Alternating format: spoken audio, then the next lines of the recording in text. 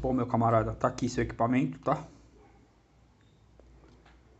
É isso que vai estar dentro do pacote. Dentro do seu equipamento tá exatamente assim, beleza?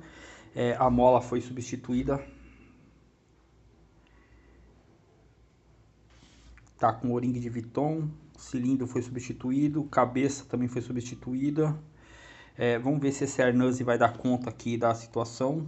Foi tudo feito shimmy, foi feita a limpeza.